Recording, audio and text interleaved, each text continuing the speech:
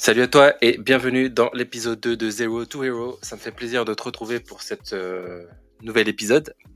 Petit aparté pour ceux qui prennent le train en route. Donc, le but de cette série de vidéos pour te dire la vérité, je ne sais pas la longueur, hein. Peut-être qu'il y aura 500 épisodes au final, je sais pas. Mais si on y arrive, franchement, ça serait cool. Mais on verra bien de toute façon comment ça va évoluer. Mais en gros, le but, c'est tout simplement de monter un business directement sur YouTube en live, mais en utilisant l'intelligence artificielle.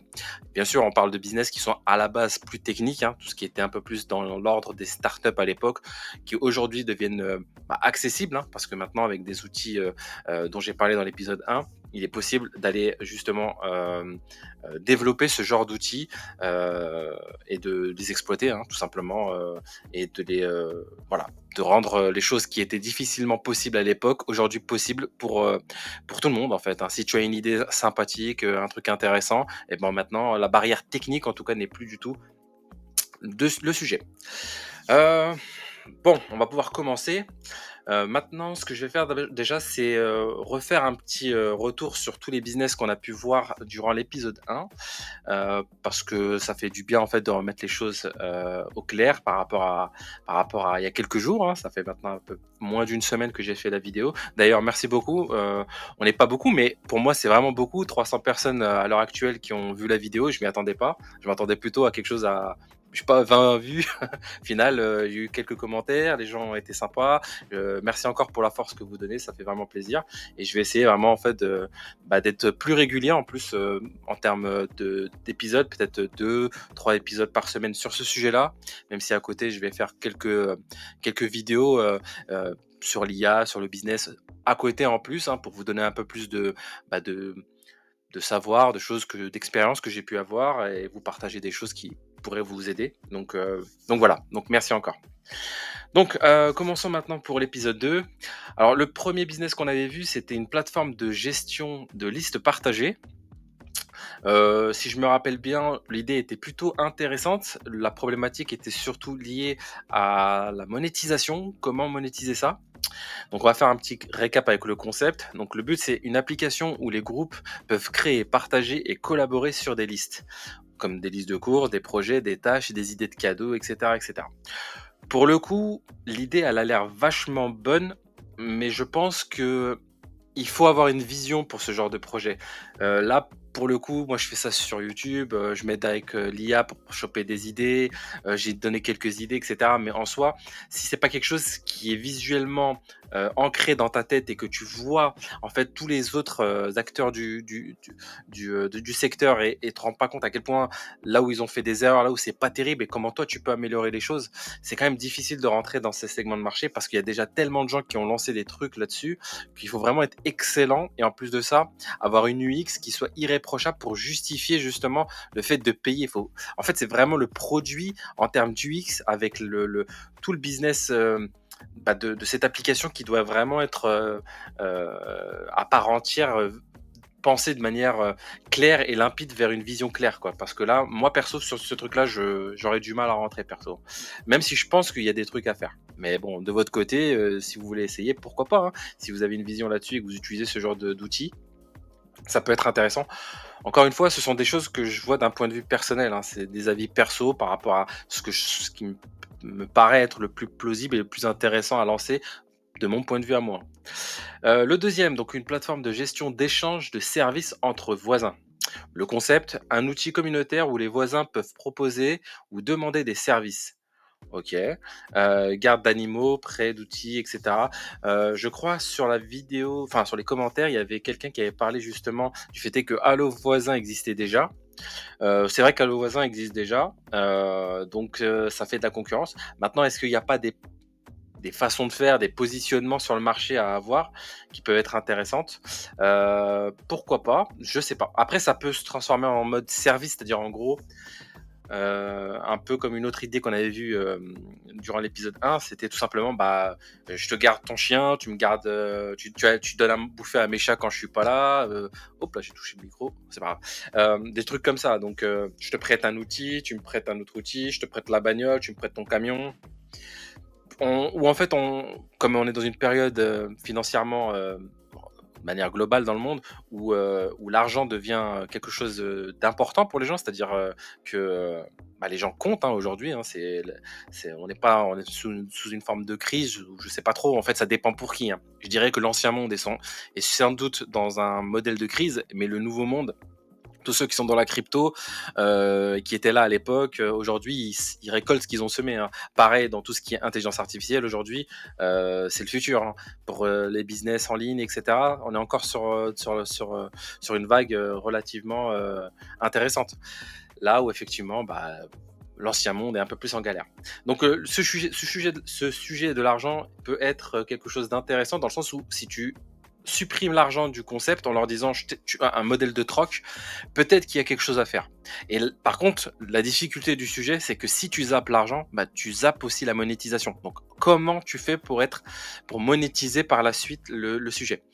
Tu peux jouer avec de l'affiliation, de la pub, avec une sorte de, comment on appelle ça, des habillages. Donc la thématique sur tout le site, ça va être, je sais pas moi, Airbnb qui paye pour la thématique, ou je sais pas moi, Booking, etc.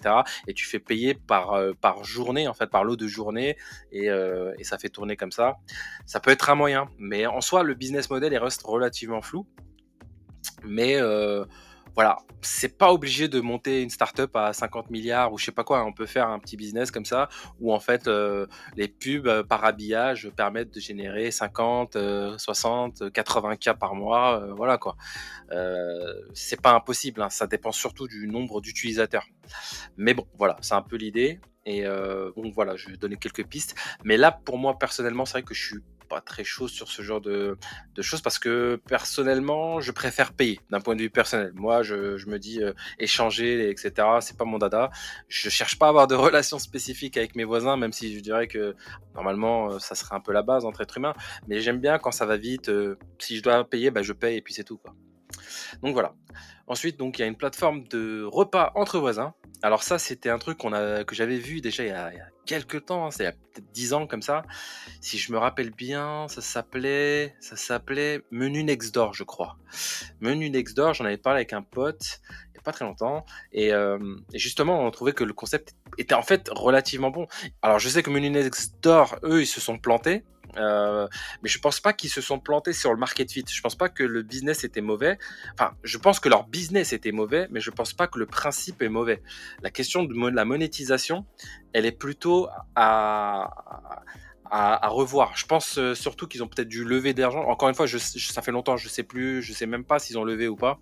Mais je pense qu'à mon avis, ils se sont cramés les ailes parce qu'ils ont voulu aller peut-être trop vite, trop loin, d'une manière un peu qui n'était pas peut-être pas la bonne. Mais je pense que des gens, si tu leur dis, voilà, vos voisins ils préparent à bouffer, vous participez, vous mettez 5 balles. Et voilà, je sais pas, il y a peut-être 20 personnes dans le quartier ou 30 personnes qui vont payer 20 balles, et il y a la mama du coin ou je sais pas, qui la grand-mère qui voilà, voilà, des fourneaux bien costauds, qui se dit voilà, moi je vais faire à manger, autant faire à manger pour tout le monde, qui se prend des grosses marmites, et en fait voilà, qui fait des repas maison pour tout le monde. Et puis les gens ils viennent, ils récupèrent leur barquette, etc., déjà prêt avec un petit sac, etc. Donc voilà. Après, la question de la monétisation, c'est plus clair déjà. C'est-à-dire que bah forcément, s'il y a de la participation, il y a forcément une forme de commission, etc. Euh, ou ça peut être de manière différente. Hein. Tu peux. Non, là pour le coup, c'est vrai que c'est plus intéressant de voir la monétisation directement en tant que commission, parce que c'est le sang en fait qui fait tourner la machine. Et donc, si tu ponctionnes directement, enfin ponctionne, c'est un peu barbare ce que je dis, tu ponctionnes. Mais en réalité, c'est un peu ça, c'est que tu prends une commission directement sur le nerf de la guerre, qui est en gros le partage des frais, ou voilà, de la prise en charge en fait de la création des repas, etc. Bah, du coup, tu es sûr d'avoir un revenu, et d'avoir un revenu sain en réalité qui monte.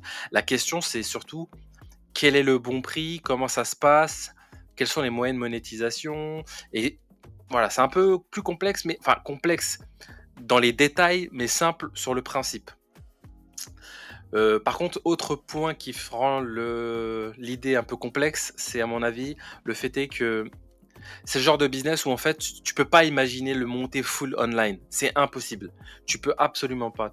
Pourquoi? Parce que c'est trop gros. Tu peux pas demander à des gens, bah, je sais pas moi, si tu es à Paris, des gens qui sont à la Défense, d'aller dans le 11e récupérer leur repas. Enfin, je veux dire, ça a pas de sens. Heu, Faudrait en fait avoir un modèle, peut-être qui soit dans un premier temps, heu local. Alors peut-être que tu peux te dire, voilà, je vais commencer dans les quartiers des bureaux. Peut-être que dans les quartiers des bureaux, il y a des gens qui sont prêts à, voilà, des habitants de ces quartiers-là, pas très loin, qui sont prêts justement à proposer ce service, ou directement dans les habitations, hein, dans les quartiers où les gens habitent tout simplement, qui sont moins de type bureau, mais plus populaires, où là, tu vas dire, voilà, participer au repas, etc. Et puis bouffer sainement, j'en sais rien, etc. Enfin, faudrait étudier le sujet. Mais ce que je veux dire, c'est qu'en soi, tu dois commencer, à mon avis, ce genre de business en réel et non online. Online n'est juste que la plateforme qui sert voilà, de connexion entre les gens. Mais tout le business se construit, à mon avis, sur des zones de chalandise de la taille d'un pâté de maison, en fait, hein. Tu dois conquérir, à mon avis, les pâtés de maison les uns après les autres et grandir petit à petit comme ça. Et à mon avis, donc c'est un business en réalité qui est offline, mais pas online. Même si tout se passe online dans un second temps, mais à mon avis, c'est vraiment aller chercher les gens dans la rue, parler avec eux, leur proposer les trucs, avant même de lancer l'application ou le site ou je sais pas. À mon avis, c'est ce genre de truc, ça se teste directement d'abord en face à face, directement one to one avec chaque personne, en parlant avec eux, leur dire est-ce qu'ils sont chauds, est-ce que ça les intéresse. Si ça les intéresse, bah tu prends tout de suite leur email, tu les inscris sur la news, voilà, tu récupères un max de personnes sur une zone de chalandise la plus petite possible, bien réfléchie, bien sélectionnée au passage. Et après voilà, tu bombardes et une fois que tu as là les mails et que les gens sont chauds, bah tu fais un lancement et tu vois un peu comment ça se passe, quitte à voilà, essayer de peut-être payer la première cuisinière ou les quelques premiers cuisiniers pour qu'ils fassent les trucs. Bon voilà, en gros c'est un business qui est relativement plus technique qu'il n'y paraît, mais surtout qui n'est pas vraiment online selon moi. Donc c'est pour ça que personnellement je suis pas très chaud pour celui-ci. Tiens d'ailleurs je vais faire un truc, c'est que je vais les mettre en rouge comme ça on se perd pas. Hop là. Donc ça m'intéresse pas trop. Ensuite il y a celui-ci. Tac tac, c'est où les couleurs? Alors là, je suis un peu bourré, moi. Voilà. Plateforme de repas entre voisins, bah, là aussi également, ça va être compliqué. C'est pas que c'est une mauvaise idée, c'est juste que c'est pas ce que je peux monter à l'heure actuelle euh, sur YouTube, quoi. Ça me paraît compliqué, hein. Je vais pas commencer à. Enfin, j'ai pas envie de commencer à filmer dehors, etc. C'est pas le sujet, ça pourrait être cool, mais pour le coup, moi personnellement, j'aimerais bien le faire full online parce que c'est plus mon profil. Ensuite, donc plateforme sociale de partage de recettes de cuisine. Ça, c'est une très bonne idée. Je connais un peu la thématique, pour rien vous cacher. Donc le concept, un site entièrement centré sur les recettes de cuisine, avec des fonctionnalités inspirées de Pinterest et de Instagram. Qu'est-ce que ça veut dire? Bah, ça veut dire tout simplement que tu prends quelques idées d'Instagram, quelques idées et concepts de Pinterest, et en fait, tu en fais une plateforme dédiée aux recettes de cuisine. Et ça, je pense que ça peut être très très intéressant parce que recettes de cuisine, très facile à monétiser dans un second temps. C'est-à-dire que si tu arrives à, s'il est possible d'avoir des abonnés, des pages, des gens qui grandissent, etc. avec la plateforme et bah, c'est facile en fait derrière de faire des lancements, etc. Ou en tout cas d'aider la plateforme à promouvoir le contenu payant des utilisateurs. Maintenant, il y a deux façons de réfléchir le business model. C'est soit tu fais effectivement payer par commission, soit tu passes dans un système d'abonnement. Voilà, ça à étudier. Personnellement, je suis un peu plus fan du système d'abonnement que du système des commissions. Pourquoi? Parce que en fait,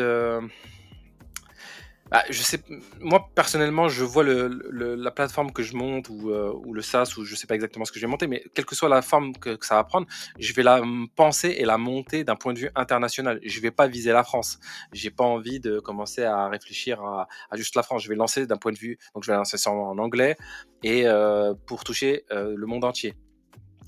Donc, pour le coup, j'ai pas envie de gérer les, juridictions, et cetera. Tu vas aux États-Unis, enfin, je sais pas si tu as déjà vendu aux États-Unis, tu as des taxes sur les États, tu as des taxes, sur les villes, faut voilà, il y a des combos, il y a des trucs, enfin, faut pas se paumer. Donc en fait, faut passer par, Stripe qui va faire le truc, mais après, il faut faire ça avec tous les trucs de l'Union européenne et puis avec d'autres pays et cetera. Donc d'un point de vue ça devient un bordel assez chiant à gérer pour des commissions. Puis voilà, même dans le principe, la commission, il y a un côté. Enfin, j'ai l'impression que la commission, c'est quelque chose de l'ancien temps, d'il y a de la décennie passée. Aujourd'hui, l'abonnement a beaucoup plus de sens. Je me dis, donner tout gratuit, par exemple l'accès à la plateforme, les partages, les likes, etc., tout ce qu'on veut. Mais ensuite, dans la partie business, on va dire, du projet, et ben en fait, proposer, par exemple, un livre de recettes offert, enfin que tu peux vendre gratuitement sur la plateforme et en toucher tous les revenus, ou trois livres de recettes, mais au-dessus par exemple de un ou trois livres, et ben là faut passer à l'abonnement à, je sais pas moi, 6,90 par mois, tu auras accès à ceci, cela, plus le fait est de vendre plus de trucs, etc. On peut passer après dans un abonnement un peu plus high ticket où en fait tu fais une sorte d'atelier vidéo en format vertical, où en fait tu filmes un peu toutes les étapes de tes trucs de cuisine, etc. Et donc c'est des cours de cuisine en atelier vidéo, et là tu peux proposer voilà qu'ils puissent le vendre, etc. Donc toi tu prends en charge l'hébergement, mais eux payent voilà, je sais pas, 39 € par mois, etc. Et du coup c'est moins une marque, ça reste une marketplace, mais c'est plus un business model de SaaS. Et je trouve que c'est plus sain. Donc, moi, je trouve que ça peut être très intéressant. Encore une fois, la difficulté là-dessus, c'est de enfin, comment attirer des gens, tout simplement, des utilisateurs, avant de penser même au business en réalité. Donc, je vais la mettre en vert parce que c'est, je pense, un bon business. Pourquoi j'ai pas mis les guillemets? Bon, ça me stresse un peu, je suis un peu chiant des fois sur les détails. Voilà, donc celle-ci, je la trouve assez intéressante. Et surtout que j'ai une vision plutôt claire de comment ça peut se passer. Et en plus, c'est full online, hein. Pour le coup, il n'y a pas à aller sortir dehors à galoper, quoi. Alors, l'idée d'après, c'est donc la plateforme de partage d'itinéraires de voyages personnalisés. Alors ça peut être aussi une très, très, très, très bonne idée, parce que du coup, ça serait une sorte de mood board, si je vois bien. Enfin, déjà, parlons dans le concept. Une plateforme où les voyageurs partagent les itinéraires, par exemple, 10 jours en Thaïlande, avec des photos, des budgets, des astuces et des conseils. Alors, ça aussi, ça peut être très, très, très intéressant, parce qu'il y a une forme de collaboration aussi. La question, c'est comment. Alors, bah là, c'est un peu comme les recettes, c'est-à-dire que là, c'est du coup à mon avis, ça doit venir des réseaux sociaux. Et à partir de là, en fait, tu dois trouver un moyen de donner une raison pour que les gens viennent sur la plateforme, enfin, utilisent ta plateforme et te la mettent en bio sur Instagram, sur Pin, etc., pour te renvoyer du trafic. Je pense que c'est la meilleure stratégie. Mais par contre, comment ça fonctionne, enfin, j'ai une idée de comment ça doit être et qu'est-ce qui pourrait être cool. Mais la question derrière, c'est est-ce que c'est quelque chose d'individualisé, et euh, ensuite avec des recommandations, etc. Ou est-ce que c'est un truc un peu, un peu à la Instagram, etc., où les gens peuvent aller regarder les photos des autres, mais seulement dans les voyages, quoi. Ouais, quoique ça peut être vraiment intéressant, hein. Ouais, je vais la mettre aussi. La monétisation, par contre, elle n'est pas très claire. Je pense que l'habillage là-dessus, à mon avis, ça doit être un des trucs les plus intéressants en publicité. Assez simple aussi, honnêtement. Tu habilles ta plateforme à l'image enfin, du site qui veut promouvoir, et tu chopes tes thunes. Donc ça, c'est plutôt cool. Donc la monétisation est claire et simple. Par contre, est-ce qu'il n'y a pas d'autres moyens de monétiser? Je dirais que si le principe c'est de partager des photos, des budgets et des astuces, c'est compliqué de vendre des trucs en plus. J'ai du mal à voir. Si, peut-être que Ouais, je sais pas, non. Je vais pas me prononcer pour le coup. Je la mets en vert parce que je trouve que c'est quand même une bonne idée à réfléchir. La monétisation, je veux pas dire de bêtises, mais pour l'instant, ce que je vois, c'est plutôt de l'habillage et aussi de l'email marketing. Ah tiens, ça peut être intéressant. Le type de business model. En fait, ça serait plutôt comme une régie publicitaire, en fait. C'est-à-dire que là, l'idée qui pourrait être intéressante sur ce genre de projet, c'est tout simplement de donner l'opportunité aux gens de, voilà, de partager, etc., etc. Tu cherches même pas à monétiser, d'accord? Tu monétises par de l'habillage, voilà, etc. Bon, assez basique, assez simple. Mais par contre, à mon avis, enregistrer en fait tous les abonnements, tout ce que les gens regardent, etc. Trouver un moyen en fait algorithmique peut-être de récupérer des profils de gens et leur faire la promotion, par exemple, directement ciblée par email d'offres, par exemple en Thaïlande ou la personne qui va aller au Canada, aux États-Unis, en Australie, etc. Et donc, du coup, normalement, ça devrait être simple de pouvoir récupérer des intentions et de permettre justement par email de push des offres spécifiques et donc monétiser aussi par email. Peut-être que ça peut être un business model, c'est à étudier, mais en tout cas, il y a une idée. Alors, la prochaine idée, c'était donc la marketplace scénario make automatisation. Alors, là, c'est une idée que moi j'ai eue parce qu'en fait, j'ai rencontré ce problème-là. Pour ceux qui utilisent Make, doivent, très bien voir de quoi je parle. Alors il y en a qui sont très, très doués. Moi, c'est pas mon cas. Moi, j'utilise Make pour ce que ça m'aide à faire. Je suis pas un passionné de l'automatisation pour rien, quoi. Enfin, je monte pas des automatisations pour rien.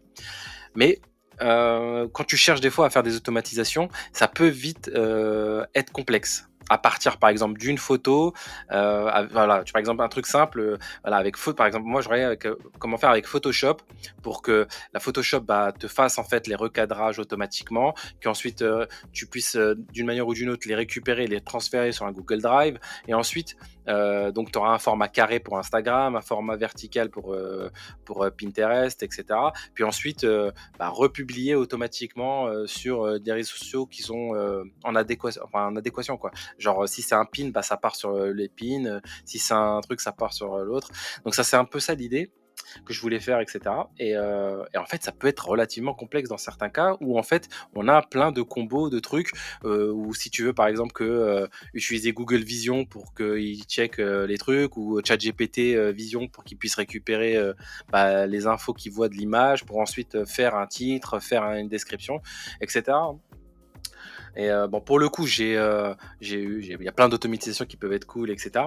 Mais, euh, mais en tout cas, le besoin est clair parce que j'ai passé vraiment pas mal de temps à essayer de comprendre de quelle manière mes scénarios pouvaient fonctionner pour donner concrètement quelque chose d'intéressant applicable, enfin à appliquer. Et donc là, je vais lire un peu le concept, hein. Une plateforme communautaire dédiée aux outils d'automatisation, Make, Zapier, N8N, donc ça c'est les outils en question, où les utilisateurs peuvent partager, commenter, partager des scénarios prêts à l'emploi, fonctionnant comme un mix entre une marketplace style Fiverr, un forum collaboratif et un forum collaboratif. Elle favorise les interactions, les entraides et la monétisation des workflows. Et donc, non, non, ça, si, c'est aussi une très, très, très bonne idée parce que enfin, si vous regardez un peu sur YouTube tout ce qui est lié à l'automatisation, il y a de plus en plus de vues. Il y a des chaînes qui sont dédiées à cette thématique et qui cartonnent. Et pourquoi? Parce que si tu peux automatiser énormément de choses dans ton business ou dans tes datas ou dans, je sais pas, tout ce que tu veux, bah, en fait, ça te fait gagner énormément de temps et ça te fait aussi gagner peut-être des employés, hein. Au lieu d'avoir des gens qui s'occupent de faire des trucs pour toi, si tu mets un système d'automatisation, et ben en fait, tu as besoin de moins de personnes, quoi. Donc non, non, c'est une très très bonne idée. Euh, là où ça pour... là où la question se pose aussi, c'est au niveau de la monétisation, pardon.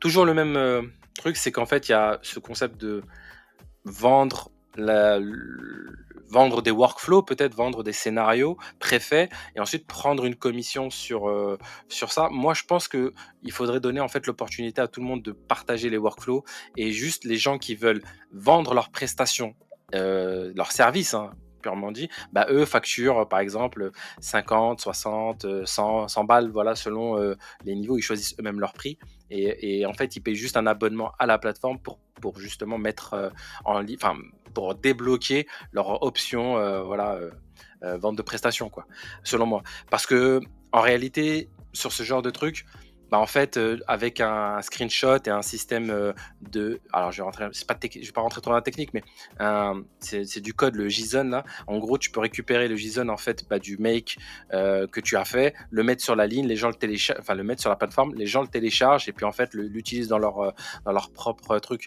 Il y a moyen de faire des trucs comme ça. Donc, je pense que je pense que la monétisation est beaucoup plus saine d'un point de vue où tu vends le service plutôt que l'automatisation en soi. Justement, parce que ça donnera à la plateforme beaucoup plus d'intérêt pour les utilisateurs. Tu cherches une automatisation, tu vas sur cette plateforme-là, quoi. Tu y vas parce que c'est là-bas où tu vas la trouver. Tu peux laisser une annonce, voir des gens qui vont parler, etc. Je pense qu'il y a vraiment un vrai truc intéressant avec ça. Mais par contre, ça peut être assez complexe de certains points de vue. Un peu en plus de ça, comme c'est un truc un peu technique, je pense que tu peux même par email vendre de la formation au niveau de Make, N8N, etc. Zapier moins parce que Zapier c'est assez basique en réalité, c'est pour faire 2, 3 max combinaisons. Alors qu'avec Make, tu peux avoir, mais c'est même pas des arbres et des branches, ça devient complètement farfelu quoi. Ça part dans tous les sens. Donc Make scénario, ça peut être vraiment intéressant. Alors, la prochaine idée, c'était donc la marketplace d'échange de compétences entre particuliers. Et là aussi, ça peut être très intéressant. Si je me rappelle bien, on avait vu pendant l'épisode 1 que justement les gens partageaient leur cours physique et vendaient la formation. C'était une mauvaise idée, hein, j'ai réfléchi à l'envers. En réalité, il faut proposer aux gens de créer des cours et de s'échanger les cours. C'est-à-dire, en gros, on échange de la compétence. La compétence, elle n'est pas forcément physique. Et ça a plus de sens d'échanger des formations entre nous plutôt que d'échanger notre temps. Mais par contre, si tu aimes le formateur, tu trouves qu'il est cool et tout, tu as échangé, mais tu as envie d'aller plus loin. Tu dis, mais lui, il connaît vraiment bien son sujet, j'ai peut-être pas d'autres services à lui proposer ou d'autres cours à lui proposer, mais je suis prêt à payer pour l'avoir en one-to-one, par exemple.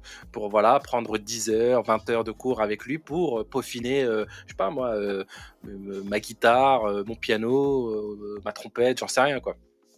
Et je pense que c'est là où en fait, il y a un business, intéressant, à prendre, en tout cas. Encore une fois, toujours pareil, même sujet, est-ce qu'on prend une commission ou est-ce qu'on fait payer un abonnement? Ça dépend des thématiques, ça dépend aussi, de plein de choses. Sur ce coup-là, je sais pas trop, ça se discute. Mais là aussi, je vais mettre en vert. Alors ensuite, plateforme de recommandation culturelle personnalisée. Ça, je trouve que c'est intéressant, mais pour le coup, par rapport aux autres idées, je sais déjà que c'est un peu gadget. C'est une très bonne idée. Je pense que en gratuit avec une source enfin, peut-être de la pub ou de l'affiliation, ça peut être intéressant. Donc, je relis le concept, hein, parce que je vais un peu vite en besogne, mais alors le concept, une application qui recommande des livres, des films, des séries ou musique selon les goûts des utilisateurs avec un système communautaire. Bah oui, parce que moi, ça m'arrive tout le temps, enfin tout le temps, je vais pas dire tout le temps, mais à chaque fois que je me dis: «Tiens, j'ai envie d'un truc nouveau», bah, je vais sur, je sais pas moi, la plateforme, peu importe laquelle, puis je commence à checker, puis je fais le tour, puis je me dis: «Bon, bah, je sais pas quoi choisir, en fait». Ça a l'air cool, mais pas plus que ça, je sais pas. Et donc, ça est-ce que des gens seraient prêts à payer ou en tout cas à participer à ce genre de choses?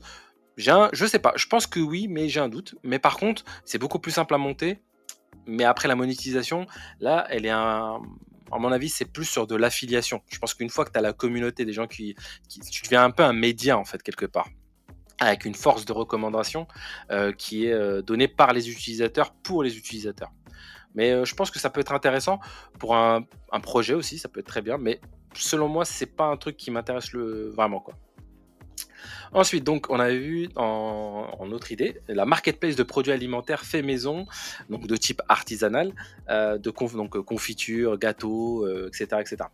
Donc, je lis le concept. Une marketplace inspirée d'Etsy, dédiée aux produits alimentaires uniques et durables du monde entier, offrant une expérience gustative globale. Les vendeurs proposent des produits non périssables, épices, thé, conserves, snacks exotiques, et permettent aux amateurs de découvrir aux amateurs de découverte culinaire d'explorer des saveurs rares tout en garantissant une longue conservation. Ça, par contre, ça peut être vraiment, vraiment stylé parce que vraiment, l'alimentaire, à mon avis, c'est. Bah, là, du coup, c'est une marketplace, il n'y a pas débat, tu vois. Mais encore une fois, c'est toujours la même salade, quoi. C'est-à-dire que bah, la marketplace derrière, faut gérer quand même un petit peu, tu vois. Surtout si c'est toi en fait qui, bah, bref, d'un point de vue, après, on peut discuter, on peut voir comment on fait, etc. Mais selon moi, ça reste quand même un business relativement simple à faire. Euh, Honnêtement, même pour trouver des vendeurs, hein, si tu veux des vendeurs, tu vas sur Etsy et tu essaies de les contacter, quoi, tu vois. Puis souvent, il y a des mêmes vendeurs, si tu verras sur Etsy, ils ont bah, leur page Etsy, mais ils ont aussi leur plateforme à côté. Enfin, ils ont un Shopify, un WordPress, un Squarespace, je sais pas, tout ce que tu veux, une page Facebook, des trucs. Et donc, tu peux trouver un moyen de les contacter. Euh, donc, ça pourrait être intéressant. Puis, tu peux aller aussi sur Internet, voir des gens qui vendent bah, sur leur propre site, leur dire bah, vous vendez des trucs cool, vendez chez nous, quoi. Et après, à toi de te démerder justement pour ramener des gens pour acheter chez toi, quoi. Euh, donc, c'est un business relativement simple, mais pas forcé, mais assez difficile parce que c'est quand même un truc vraiment à la mano, à mon avis. Le e-commerce de manière générale, c'est quand même de plus en plus difficile. Faut être très très bon en organique à l'heure actuelle pour, en tout cas avec une marketplace si tu veux amener du monde. Mais c'est aussi l'avantage, hein, c'est que si tu arrives à ramener du monde qui crée des fiches produits pour toi, etc. Après, bon, bah, tu as du Google Shopping, etc. Moi, j'aime bien en fait tout ce qui est bootstrap, c'est-à-dire en gros qui sont faits de zéro et qui gagnent de l'argent sans, voilà, où en fait ça monte tout seul, il n'y a pas besoin de lever de fonds, de demander de l'argent à un tel ou un tel. C'est des trucs où en fait ça s'alimente et ça grossit un peu tout seul. Euh, Là, ce genre de marketplace-là, par contre, j'ai un doute sur le fait est qu'elle puisse grossir et fonctionner tout seul. Je pense que c'est un truc où il y a moyen qu'à un moment donné, faut que tu puisses lever des fonds pour ensuite bah, accélérer sur l'acquisition. Parce que l'argent que tu chopes par des levées de fonds, c'est pas pour refaire le site, c'est pour aller acheter des clients en fait. Hein. T'achètes pas des visiteurs, t'achètes des clients. Il faut que des gens achètent, et quel que soit le prix. Et peut-être que c'est la seule chose pour lequel qui fait que je j'irai pas sur cette idée-là, même si honnêtement elle est quand même vachement cool. Mais ça reste selon moi quand même vachement technique. Pour YouTube, j'ai envie de faire un truc où je peux faire ça de manière simple, un peu solo, sans problème, sans trop de technicité, sans rentrer dans les trucs où en fait faut être une équipe de 12, etc. Non, non, on va rester sur un truc simple. Donc c'est pour ça que je vais pas la faire. Ensuite, on avait vu donc, alors il reste quoi Ah ok, il reste que deux. SaaS de gestion des abonnements. Ça aussi, ça peut être très intéressant. Pourquoi? Parce que les SaaS des gestions pour les abonnements, enfin, je sais pas vous, mais si vous faites le bilan de toutes les factures par abonnement que vous payez, bah en fait, quand on cumule le tout, ça peut vraiment monter, hein. Et, et honnêtement, avoir une visualisation claire de combien d'abonnements auxquels tu es abonné et combien tu payes au total pour tous les abonnements, d'avoir un moyen de les piloter, c'est-à-dire de désabonner, réabonner, ça peut être vraiment intéressant, quoi. Est-ce que ça se connecte avec comme une application de banque? Est-ce que je sais pas. Ça reste un peu technique et un peu flou. J'ai un peu de mal à voir comment ça pourrait fonctionner. Ou est-ce que c'est une interface purement, comment dire, consultative, où en fait les gens bah, en fait s'abonnent, enfin eux-mêmes gèrent en fait leur budget abonnement mensuel, et du coup voilà, peuvent comme ça visuellement cocher, décocher, et quand ils cliquent, bah, ça ouvre automatiquement la page de résiliation du site, enfin de la plateforme, et puis là il peut résilier, etc. Mais par contre, de l'autre côté, tu chopes de la data. Donc, en fait, tu récupères l'info comme quoi les gens sont désabonnés de là, etc. Et donc, après, tu peux remonétiser en disant aux plateformes, bah, écoutez, on sait que cette personne-là, avec cet email-là, etc., s'est désabonné il y a 2 mois, bah, si vous avez une offre je sais pas, une offre, par exemple, annuelle, où tu fais moins 20% ou moins 30% sur l'abonnement annuel, et que chaque personne bah, s'abonne, et que toi, tu puisses prendre une commission sur leur abonnement, ça peut être un peu sournois, mais c'est-à-dire que leurs intérêts et leurs désintérêts, ça peut être un peu flou, hein. C'est-à-dire que l'intérêt de tes utilisateurs et l'intérêt aussi des plateformes, bah, tu joues entre tous, quoi. Ça peut être intéressant, hein. Vraiment, pourquoi pas. J'explore comme ça des idées, mais honnêtement, ça me paraît un peu technique, même si un peu technique et un peu chiant. Il y a beaucoup de négoces, il y a beaucoup de blabla. C'est pas un truc un peu organique. Moi, j'aime bien les trucs un peu organiques où ça monte tout seul et puis ça fait un peu sa live. Enfin, ça fait un peu ça life, on s'entend. C'est-à-dire qu'en gros, la traction fait le travail et que de l'autre côté, bah, si tu dois faire de l'acquisition, ok, mais c'est pas le but de base. D'ailleurs, si je vous conseille, essayez toujours vraiment de passer par l'organique first, hein. Si vous passez par la pub first, il y a des grandes chances en fait que vous ne découvriez aucun secret et que vous vous plantez, hein. Donc l'organique c'est vraiment le mieux, hein. Si tu as de l'attraction, tu es à peu près tranquille pour le reste. La pub c'est la cerise sur le gâteau, quoi. Mais non, là pour le coup ça m'intéresse moi, même si moi-même je pense que je serais client de ce genre de SaaS. Alors ensuite c'est suivi des objectifs de santé mentale. Bah, je sais que beaucoup de gens, notamment en France, hein, premier pays consommateur d'antidépresseurs, je pense que ça peut être intéressant de donner l'opportunité à ces gens en fait de pouvoir se suivre avec une forme de calendrier. Ça peut être intéressant qu'ils puissent un calendrier numérique sous forme de voilà d'application SaaS, pas SaaS ouais un SaaS. Après quoi monétiser, quand monétiser ça, je sais pas, ça me paraît un peu flou, mais je pense que ça peut être intéressant. Mais lisons un peu le concept. Une application qui aide les utilisateurs à suivre leur bien-être mental avec des exercices quotidiens ou des outils d'autoréflexion. Bah tiens, ça peut être intéressant. Et il a soulevé un point où en fait le suivi n'est que la partie gratuite, mais par contre, si tu veux des travails, enfin des exercices pardon, qui puissent voilà euh, mentalement déstresser, des petits jeux, des trucs comme ça qui puissent, et ben là c'est payant, tu payes un petit abonnement et tu peux accéder à tout un catalogue d'outils et d'exercices qui te permettent voilà, de désenclencher le processus de dépression ou de burn-out ou je sais pas, hein, je vous avouerai que je peux pas vous dire, en dire plus sur le sujet, je connais pas trop, mais ou de stress, etc. Donc ça peut être assez intéressant. Euh, Maintenant, est-ce que c'est une thématique par rapport aux autres qui m'intéresse à monter? Je sais pas. Alors attendez, là je regarde un peu les trucs. Donc là j'en ai. Ok, la recette de cuisine, plateforme itinéraire de voyage personnalisé, marketplace, make. Ok, bah on va pas en rajouter, ça sert à rien. Je pense que celle-ci, on va la mettre en rouge. Mais si vous, il y a une des idées qui vous plaît, n'hésitez pas, essayez hein, de votre côté. Alors attendez, je l'ai zappé un ou pas là? Non, non, non, c'est bon. Donc comme je disais, si vous avez une idée qui peut vous intéresser, franchement, allez-y, testez. Moi perso, je vais prendre mon temps, je vais essayer de faire les choses avec ma réflexion, mes stratégies, mon expérience.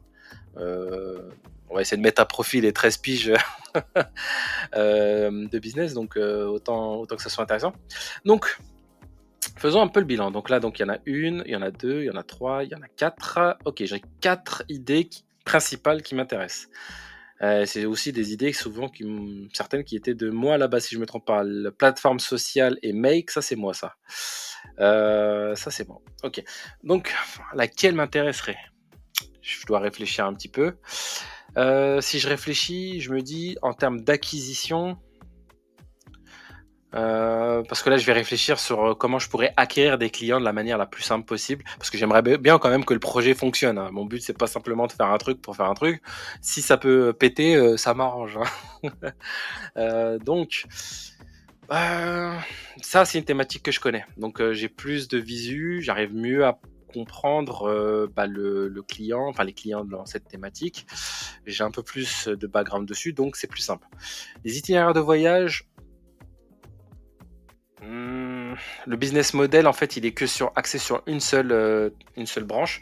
Donc, ça veut dire que tu n'as pas le choix. C'est soit tu pètes et vraiment tu as beaucoup d'utilisateurs pour vendre cher tes pubs, soit il n'y a pas d'autre business model. Ça veut dire, en gros, tu n'as aucun autre levier pour vivre. Donc, si tu as 20 000 utilisateurs, tu peux pas en tirer des revenus. Ça m'embête. Et donc, là, je vais le mettre en rouge, celui-ci. Hop. La marketplace scénario, ça m'intéresse, ça j'ai été dessus, j'ai eu des problèmes, donc je vois tout à fait le type. En plus, même pour l'acquisition, c'est assez simple. Tu vois toutes les personnes qui parlent d'automatisation sur YouTube, dans toutes les langues, sur Insta, sur Twitter, et tu leur dis voilà, c'est gratuit. Si tu veux donner un lien d'automatisation, au lieu de, je sais pas, il y a rien. En fait, c'est difficile, tu vois, de montrer, parce que c'est une plateforme fermée à la base. Donc là, tu vois, tu lui dis, bah tiens, le nom de la marketplace, enfin voilà, tu balances, et là, la personne, elle arrive sur ta fiche, elle voit le scénario, elle voit un peu le truc, elle peut la télécharger en un clic, la récupérer le JSON, l'installer sur Make et avoir directement le truc, quoi. Ça peut être, tu vois, l'acquisition peut passer par la proposition en fait de dire, bah, tu sais pas où héberger. Oh là, j'ai encore touché le micro, désolé. Heu, Tu sais pas par où passer pour acquérir, enfin pour vendre ou pour partager ton plutôt pour partager tes scénarios, enfin tes automatisations. Bah, voilà la plateforme où tu donnes aux gens la capacité de pouvoir le télécharger et donc tu crées de la relation, tu crées en fait, un truc intéressant et les gens justement, bah, à partir de là, pourront consommer d'autres automatisations, d'autres contenus à toi et puis il faut à mon avis, c'est le genre de marketplace où il faut vraiment être, très, très, comment dire? Très sympa avec les utilisateurs. Leur dire: «Voilà, mets des liens». Tu sais quoi?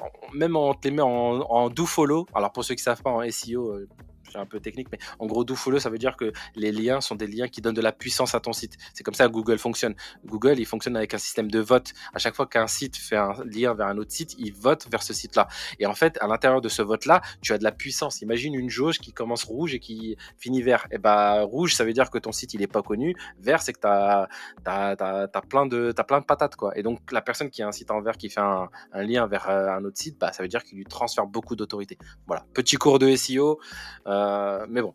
Donc en gros, c'est un peu ça l'idée. C'est en gros, voilà, dire, on vous donne les liens, on vous donne même, vous pouvez discuter avec, etc.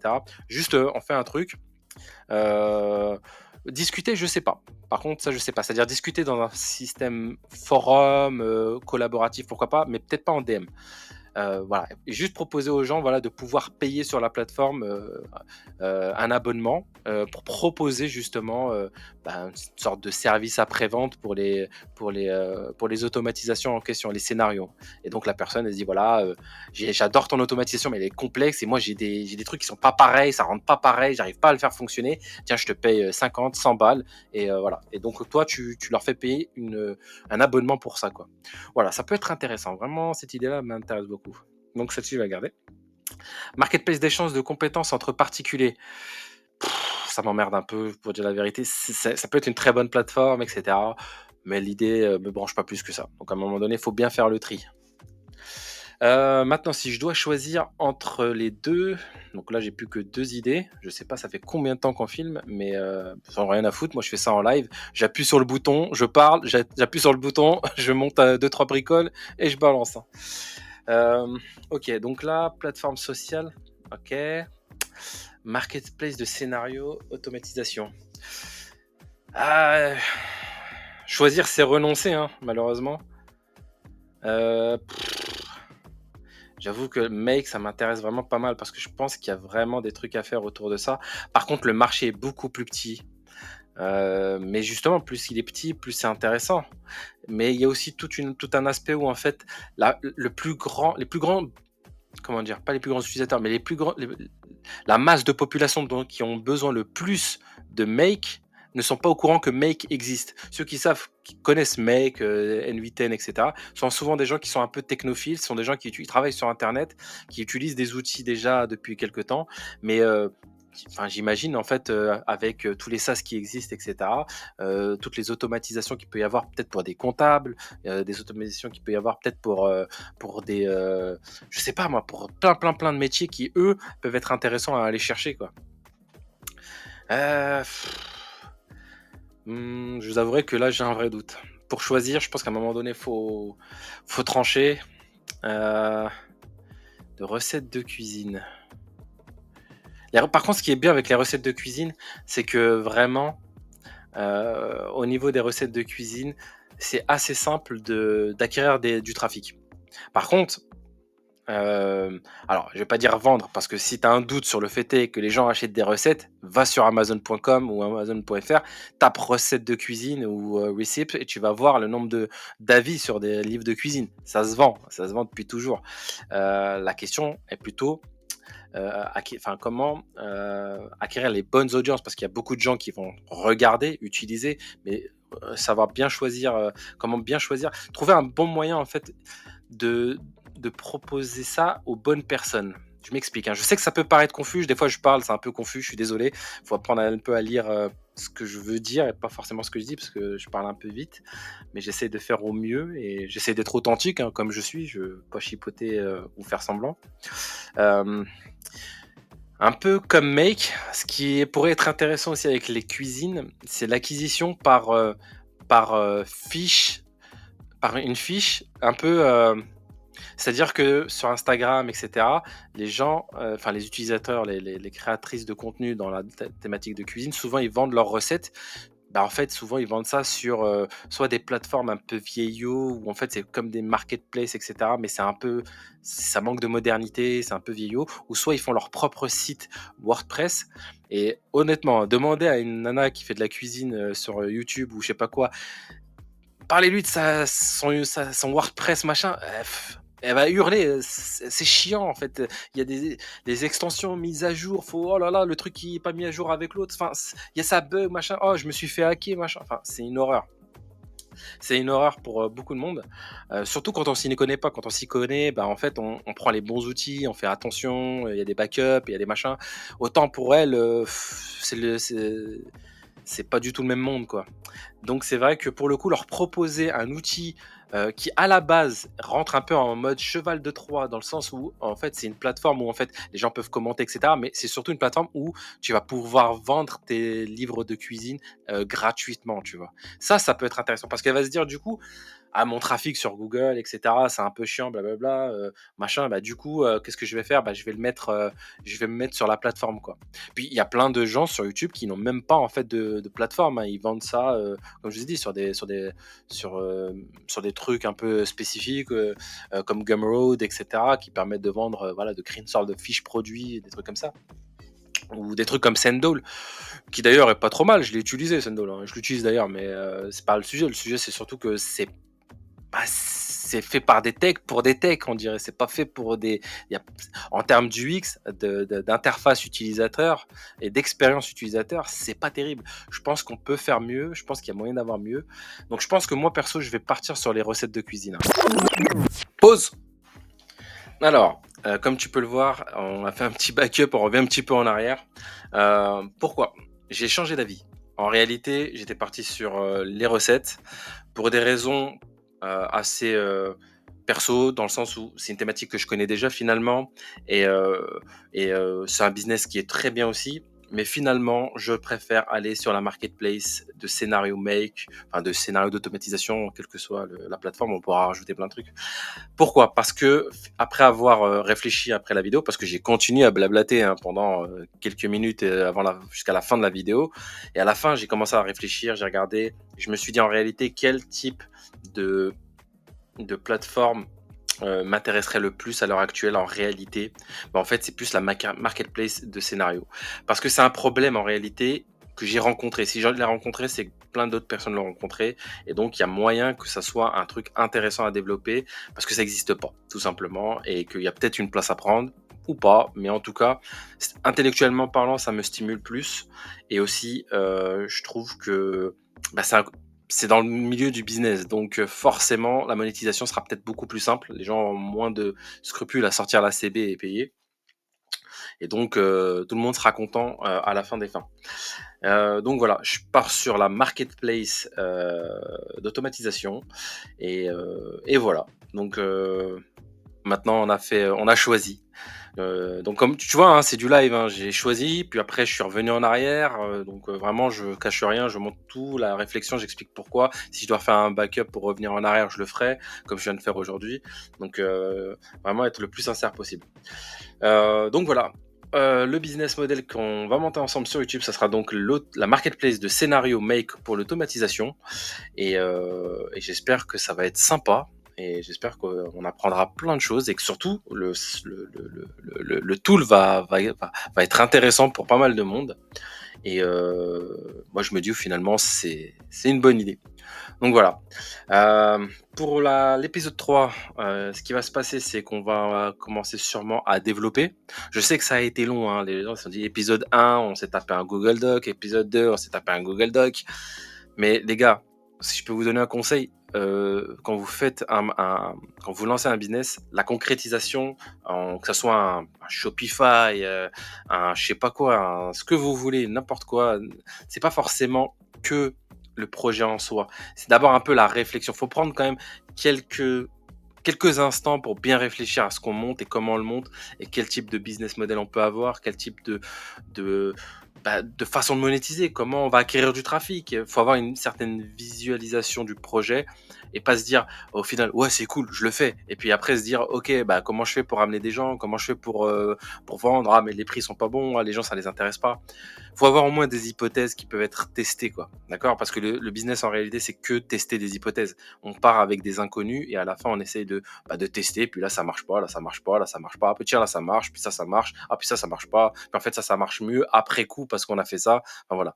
Ce sont souvent, en fait, des choses qu'on découvre a posteriori, mais il faut un minimum quand même avoir certaines hypothèses.